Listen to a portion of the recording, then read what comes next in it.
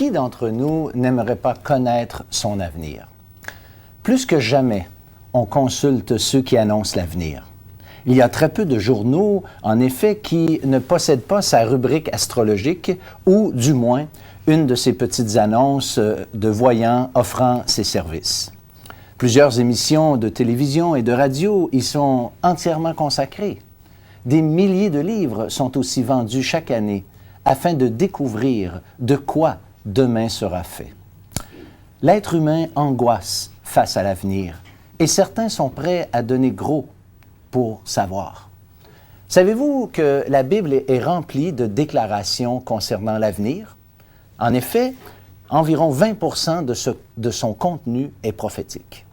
Non seulement elle nous indique à quoi doit s'attendre notre beau monde, mais elle nous parle aussi de notre avenir individuel.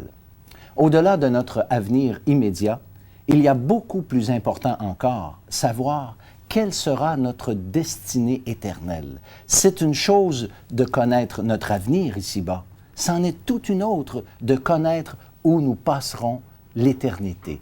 C'est de loin la question la plus importante qui puisse être posée. J'aimerais vous lire un verset et qu'on va lire ensemble. Que servirait-il à un homme de gagner tout le monde s'il perdait son âme? Que donnerait un homme en échange de son âme? La semaine dernière, nous avons parlé de la parfaite sécurité dans laquelle se trouve le croyant. Et j'aimerais à nouveau lire avec vous le texte qui a été lu par mon ami Gaston. « Je leur donne la vie éternelle, et elles ne périront jamais, et personne ne les ravira de ma main. » Ce texte est, à lui seul, on ne peut plus clair tant qu'à la parfaite sécurité des brebis du Seigneur. Cette sécurité, comme nous l'avons aussi vu la semaine dernière, ne dépend pas de nous, mais du Seigneur lui-même. Cette semaine, je veux vous entretenir sur un sujet connexe, mais pourtant différent, basé sur la parole de Dieu. Je veux démontrer que non seulement il y a une parfaite sécurité pour celui qui est sauvé, mais que la Bible dit clairement que nous pouvons savoir où nous passerons l'éternité. C'est-à-dire, non seulement être en sécurité, mais de savoir que nous sommes en sécurité. Cette sécurité, faut-il le préciser, n'est que pour ceux et celles qui ont reconnu le Christ comme le seul qui puisse pleinement pardonner leurs péchés, et ce, sur la base de son sacrifice à la croix. Uniquement pour ceux qui sont passés par l'expérience de la repentance et de la foi. Ces chers amis qui doutent de leur sécurité absolue dans les mains du Seigneur, eh bien, je vous pose une question. En quoi avez-vous mis votre confiance? Dans les déclarations fermes de la parole de Dieu ou sur vos sentiments, voire votre performance comme chrétien? Voilà pourquoi j'ai choisi comme titre de ce message « Sentimentalisme ou réalité ». Que dit la Bible? Je vous propose de regarder ensemble avec vous un texte et le récit d'une histoire rapportée dans la Bible. D'abord, ce texte.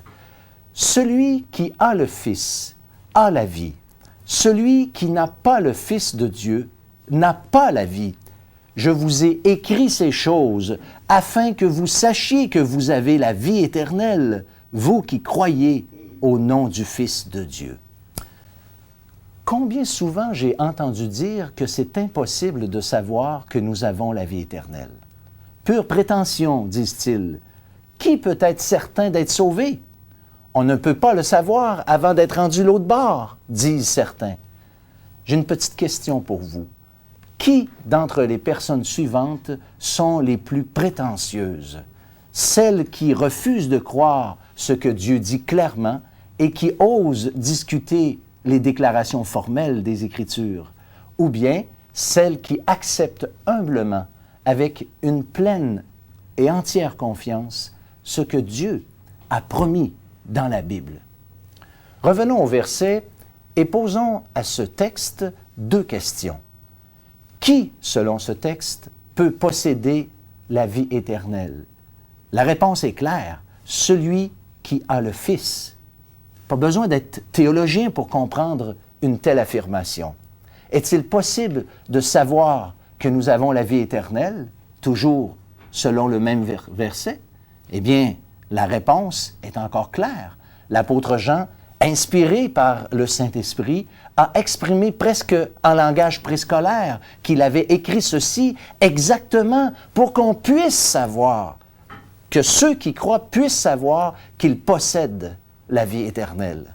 Il n'est pas dit afin que nous sentions que nous avons la vie éternelle. Il n'est pas dit non plus afin que nous espérions avoir la vie éternelle, mais il est dit afin que nous sachions que nous avons la vie éternelle. J'aimerais maintenant vous parler d'un des larrons sur la croix. Un brigand, un bandit, pas un bon brigand, ou comme on dit des fois, le bon larron puis le mauvais larron. C'est un bandit. Les deux personnes qui étaient là étaient tous deux reconnus comme des bandits. Et un de ces deux-là a reconnu la justesse du châtiment qu'il était en train de subir sur la croix. Il dit lui-même, « Pour nous, c'est justice. Nous recevons ce qu'ont mérité nos crimes. » Un homme qui, peu avant, se moquait du Seigneur, mais qui, à l'heure de sa propre mort, s'est littéralement tourné vers Jésus-Christ. Un homme qui, rempli de confiance, rempli de foi quant à l'identité de Jésus-Christ, lui a fait une demande franchement bien particulière. « Souviens-toi de moi, dit-il, quand tu viendras dans ton règne. » N'est-il pas étonnant que deux mourants fassent ensemble des projets d'avenir? Bien que méchant et pécheur, cet homme reconnaissait qu'à la mort, tout n'est pas fini, ni pour lui, ni pour le Christ, qu'il reconnaissait comme étant roi d'un autre royaume. C'est dans cette attitude qu'il a reçu cette formidable promesse. Écoutez et regardez avec moi ce qu'il lui a été dit. « Aujourd'hui, tu seras avec moi dans le paradis. » Cet homme qui venait de faire confiance au Seigneur, pouvait-il maintenant discuter sa réponse? Aurait-il pu dire « En es-tu bien certain? » Ou encore « Réalises-tu ce que tu dis? » Ou « Comment puis-je être certain que ce que tu dis est vrai? » Il n'avait rien d'autre que la simple déclaration du Seigneur pour se rassurer. Ce qu'il a dit, je dois le croire, a-t-il peut-être pensé en lui-même. Voyez-vous, lui, ce criminel, a pu savoir où il s'en allait, et ce, seulement en se basant sur la promesse du Seigneur. Cela nous amène à nous poser la question suivante. Sur quoi je me base? Dans un sens, la question n'est pas tellement de savoir ce que dit la Bible, puisque pour certains, c'est la bonne question, mais ces vérités sont faciles à comprendre. Mais le plus important, c'est de savoir quelle est mon attitude devant ce que dit la Bible. Où je crois, ou je refuse de croire ce que dit la Bible, préférant peut-être me fier sur mes sentiments, mes impressions, voire mes opinions. Un jour, je m'adressais à un groupement évangélique sur le sujet de la foi. Le Seigneur ayant promis dans sa parole d'être au milieu de ses enfants lorsqu'ils se réunissent en son nom, je leur ai posé d'entrée de jeu cette question. Sentez-vous que le Seigneur est vraiment présent parmi nous? Quelques personnes à peine manifestèrent timidement que oui. Honnêtement, continuai-je, y en a-t-il qui ne sentent pas vraiment que le Seigneur est au milieu de nous? C'est alors que plusieurs autres personnes ont acquiescé avec à peine un peu plus d'assurance que les premiers, se demandant sans doute à quoi je voulais en venir. Alors, je leur ai dit à tous que peu importe ce qu'ils sentaient, ce n'était pas grave. Eh bien, ce qui compte, je leur ai dit, c'est pas ce que vous sentiez, mais ce que le Seigneur a dit. Et le Seigneur est là parmi nous, parce que simplement, il l'a promis. Vous voyez, c'est ce que Dieu dit qui compte, et certainement pas ce que moi je pense. Permettez-moi une dernière illustration. Je suis marié depuis plus de 25 ans. Imaginez-moi le lendemain de mes noces disant à ma nouvelle épouse, « Chérie, je me sens pas marié, j'ai de la misère à réaliser que je suis marié. » Il me semble que je l'entendrais me dire que ce n'est pas tellement grave puisque nous sommes bel et bien mariés. Et si, à la rigueur, j'insistais, eh bien, elle pourrait faire venir les témoins ou même les registres que nous avons tous deux signés.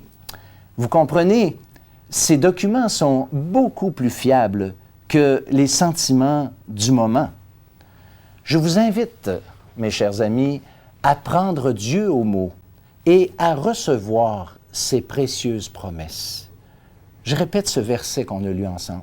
Celui qui a le Fils a la vie. Celui qui n'a pas le Fils de Dieu n'a pas la vie. Seulement deux catégories de personnes ici. Ceux qui ont le Fils et qui ont aussi la vie éternelle, et ceux de l'autre côté qui n'ont pas le Fils et qui n'ont pas non plus la vie éternelle. Si vous n'êtes pas dans la première catégorie, vous êtes nécessairement dans la deuxième. Je vous invite donc à recevoir cette vie qui vous est offerte aujourd'hui dans une attitude de prière. L'exemple du larron, il nous faut reconnaître, à l'exemple du larron, il nous faut reconnaître que nous méritons la mort devant la sainte justice de Dieu.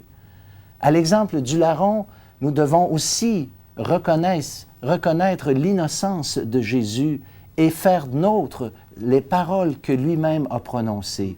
Nous recevons ce qu'ont mérité nos crimes. Celui-ci n'a rien fait de mal.